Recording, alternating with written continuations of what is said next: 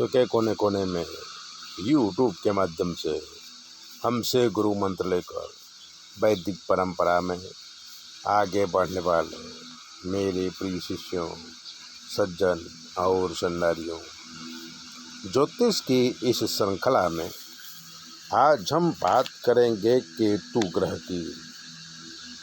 केतु की क्या विशेषता है, कहाँ पर क्या फल देता है, वो बात करेंगे।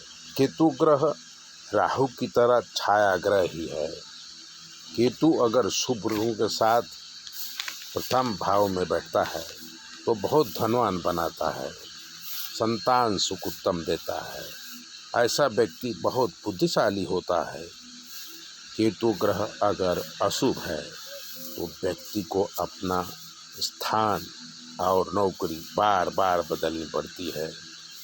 केतु ग्रह जब शुभ होकर द्वितीय भाव में बैठता है तो व्यक्ति पिता की संपत्ति पाता है और धन का सुख भोगता है। अगर अशुभ होकर बैठा है तो पैतृक संपत्ति नहीं मिलती है, पराई स्त्री से धन की हानि होती है। केतु अगर शुभ होकर तृतीय स्थान पर बैठा है तो व्यक्ति कर्मनिष्ठ, पराक्रमी, तेजस्वी, बहुत पावरफुल होता है, समाज में मान सम्मान पाता है। अगर अशुभ है तो आस पास के लोगों से लड़ाई करके नुकसान भोगता है।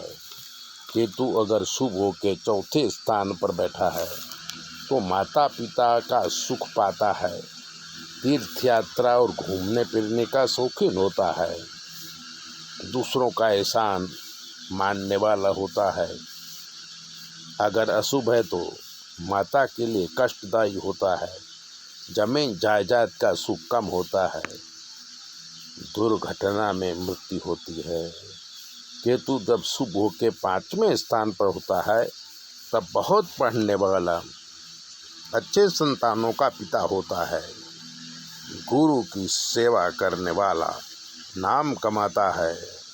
अगर अशुभ है तो अनेक प्रकार के रोग होते हैं, संतान सुख नहीं होता है।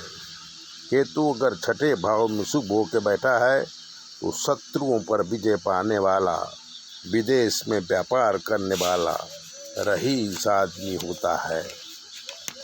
केतु अगर शुभ होकर के सातवें भाव में बैठा है तो पत्नी बहुत सुंदर होती है, अच्छी भी होती है, संसार सुख उत्तम होता है। अगर अशुभ है तो पत्नी का वियोग और धन की हानि होती है। केतु अगर शुभ होकर आठवें भाव में बैठा है तो व्यक्ति धनवान होता है, पत्नी सुंदर विचारों वाली होती है। केतु अगर शुभ होकर नौवें भाव में बैठा है तो दयालु और धार्मिक होता है, समाज की सेवा करता है। अगर अशुभ है तो व्यक्ति नास्तिक होता है, दूसरों के साथ व्यवहार ठीक नहीं करता है। केतु अगर शुभ होकर 10वें भाव में बैठा है तो व्यक्ति को पिता का सुख मिलता है, सरकारी ऑफिसर होता है, व्यापार में लाभ मिलता है।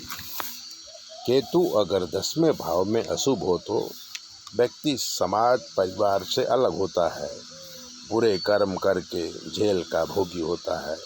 केतु अगर शुभ होकर 11वें भाव में होता है तो कुटुंब परिवार श्रेष्ठ होता है, धनवान होता है।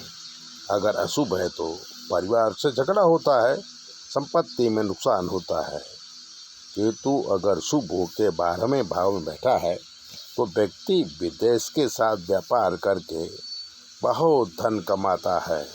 अगर अशुभ है तो परिवार सुख कम होता है, विदेश में धन की हानि होती है। केतु के विशेष फल जानने के लिए सभी ग्रहों का अध्ययन करके ही भविष्य कथन करना चाहिए।